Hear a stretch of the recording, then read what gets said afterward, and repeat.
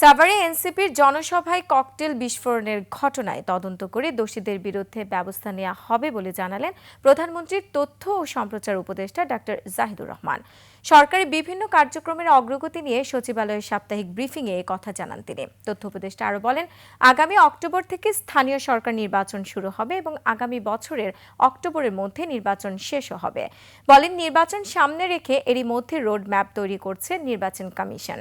এ সময় অতিরিক্ত বিদ্যুৎ বিল নিয়ে তিনি বলেন, গত জুনে অতিরিক্ত বিদ্যুৎ বিল আসার ব্যাপারে জনগণের অভিযোগ বিষয়ে তদন্ত করে ব্যবস্থা নেওয়া হবে।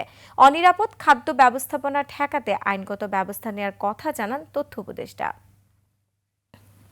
সরকারের কাছে প্রতিবাদ জানানো না, সরকারের প্রধান কাজ হচ্ছে যারা এটার সাথে জড়িত সেই তদন্ত করা, তাদেরকে ধরা। জনাব নাহিদ ইসলামের বক্তব্য সম্পর্কে আমি এটুকুই বলবো যে আমরা রাজনৈতিক বক্তব্য বলে এক ধরনের কথা প্রচলিত আছে, সেই রাজনৈতিক বক্তব্য তিনি দিয়েছেন, সেটা তার অধিকারও আছে, তিনি সেটা বলতে পারেন। তবে আমরা একটা রাজনৈতিক দলের প্রধানের মুখ থেকে, যিনি অত্যন্ত গুরুত্বপূর্ণ ভূমিকা পালন করেছেন আমাদের গণঅভ্যুত্থানে, আরেকটু দায়িত্বশীল মন্তব্য। সরকার তদন্ত করবে এবং তদন্ত মাত্র ঘটনা তখন 24 ঘন্টা যায়নি। সবসময় যে খুব দ্রুত কাজটা করে ফেলা যাবে তা না।